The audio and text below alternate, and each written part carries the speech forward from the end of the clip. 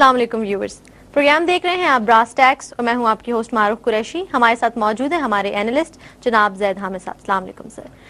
Viewers, جیسا کہ آپ کو پتا ہے کہ نعمت اللہ شاہ ولی کے حوالے سے ہم نے براس ٹیکس میں جو سلسلہ شروع کیا ہوا ہے اس کی 3 ایپیسوڈز ہم ریکارڈ کر چکے ہیں اور آج اس سلسلے کی چوتھی کڑی ہے جو ہم آپ کے سامنے لے کر آئے ہیں.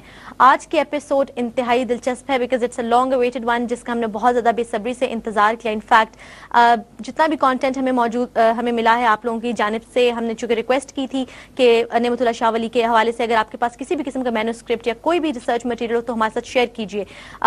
ہم بہت سارے واقعات ڈسکس کر چکے ہیں پاکستان بننے سے پہلے کے، اور آج پاکستان بننے کے بعد کے جو واقعات ہمیں ملتے ہیں، ان کی تصانیفیں، ان کی مینوسکرپٹس میں، وہ ہم آج ڈسکس کریں گے، جو کہ ڈیفینیٹلی آپ لوگوں کے لیے بھی بہت دلچسپی کا باعث ہوں گے اور میرے لیے بھی. آئیے زید صاحب سے جانتے ہیں. جی زید صاحب. دیکھیے معروف، جیسے آپ نے کہا کہ پچھلی مرتبہ ہم نے پاکستان بننے تک کے واقعات ڈسکس کیے تھے، جو وہ تمام واقعات کہ جن میں نعمت اللہ شاہ ولی یہ فرماتے ہیں کہ عیسائی ہندوستان چھوڑ کر چلے جائیں گے، ہندوستان کو 2 حصوں میں تقسیم کر دیں گے، مسلمانوں کی عزت و ناموس کا بہت نقصان ہوگا اور بہت خونریز فسادات ہوں گے، بہت قتل و غارت ہوگا، اتنا فساد پھیلے گا.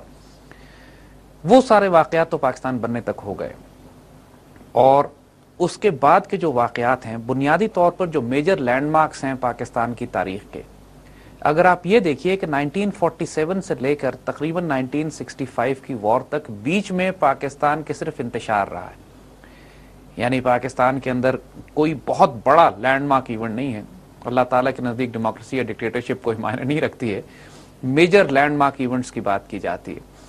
پاکستان کسی حد تک اپنے آپ کو سٹیبلائز کرنے کی کوشش کرتا رہا. حکمران جو آتے رہے، ان کے فیصلے، ان کے احکامات، اگر آپ قدرت اللہ شہاب کی شہاب نامہ پڑھیے اٹھا کر، تو پاکستان بننے کے بعد جو فسادات برپا ہوتے رہے پاکستان میں، ان کی ساری تاریخ آپ کو شہاب نامے میں مل جاتی ہے. Small event details. اور چاہے وہ لوگ فوجی حکمران ہوں، چاہے وہ سیاسی حکمران ہوں، جس قسم کی بیمانی کارروائیاں اس وقت پاکستان میں ہو رہی تھیں، چند ایک اچھے کام بھی ہوئے، لیکن زیادہ تر تو جس طرح ہم لوگوں نے اپنے تاریخ کو، اپنے اقدار کو، اپنی ویلیوز کو، اپنی آئیڈیالوجی کو اور جو ضائع کیا، اور جس طرح کے حکمران آئے کہ جنہوں نے پاکستان کو ذاتی جاگیر سمجھ کے استعمال کرنا شروع کیا، انٹل وی ریچ 1965 جب ایک جنگ شروع ہوتی. تو نعمت اللہ شاہ ولی جب پاکستان بننے کے بعد کے جو واقعات بیان کرتے ہیں، اور جیسے آپ نے عرض کیا کہ ہم نے کئی مختلف قصیدے جو ان کے بکھرے ہوئے ہیں اور پھیلے ہوئے ہیں، کئی مسودے ہمارے پاس ہیں مختلف، اور ان کے مختلف شعر ہیں، مختلف ان کے جو قصیدے ہیں ان میں مختلف فارسی کی گردانیں ہیں. یعنی بعض پیدا شود والے ہیں کہ وہ چیز پیدا ہو جائے گی، فساد پیدا ہوگا. جس طرح انہوں نے کچھ یہ شعر یہ کہے ہیں کہ شورش و فتنہ فضو از گما پیدا شود، بہت فتنہ پیدا ہو جائے گا گمان سے بھی زیادہ. جب وہ کہتے ہیں غیرت و ناموس مسلم راز زیاں پیدا شود، مسلمانوں کی غیرت اور ناموس کو بہت نقصان ہو جائے گا. یہ پیدا شود والی ردیف میں، پیدا شود والے الفاظ میں یہ پورا قصیدہ ہے. اس طرح ان کے بہت سارے، ایک ہے می بینم کے نام سے، جس کو ہر جملے کے آخر میں، ہر شعر کے آخر میں میں دیکھ رہا ہوں، مجھے یہ نظر آ رہا ہے، می بینم. وہ پورا ردیف، پورا قافیہ اس کا جو می بینم پہ ختم ہوتا ہے جا کے. اور اسی طرح ان کی ایک اور بھی ہے کہ جو ان کا جو شاعری کا جو اختتام ہوتا ہے وہ یہ کہ اس میں آخر میں نون، یہ مکرز بہانہ اور اس قسم کے الفاظ کر کے کہ جاہلانہ اور محملانہ، اس قسم کے الفاظ کے اختتام پہ وہ سیکوینس ہم پورا دیکھتے ہیں. تو مختلف قسم کی یہ ان کی قصیدے ہیں، 3-4 قصیدے ان کے ہیں، اور جو as we said over a period of time بکھرے ہوئے ہیں.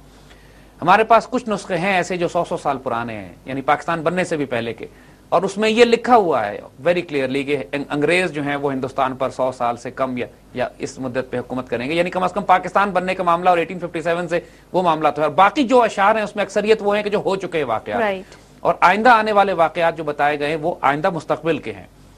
مگر کچھ نسخوں میں ہم کو یہ شعر بھی ملتے ہیں.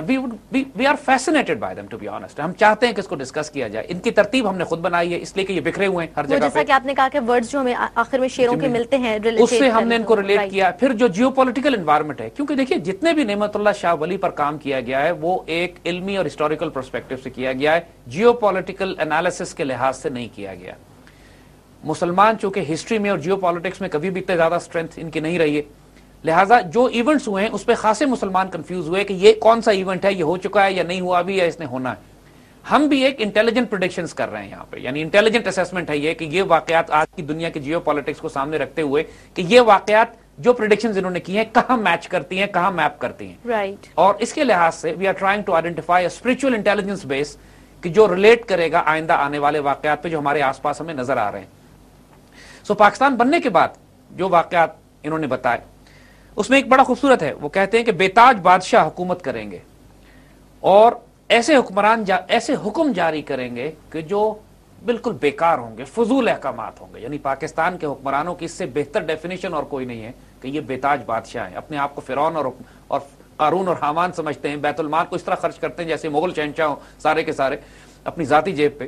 جب یہ کیفیت پریکٹیکلی 1947-48 کے بعد سے جب سے قائد اعظم کا انتقال ہوا, پاکستان کے حکمرانوں کی true definition of a dictator, not a dictator, ایک کرپٹ انکمپٹنٹ گورنمنٹس. یعنی پاکستان کی مس مینجمنٹ کا یہ عالم تھا کہ ایسے احکامات جاری کرتے تھے کہ جن کی کوئی حیثیت نہیں ہوا کرتی تھی.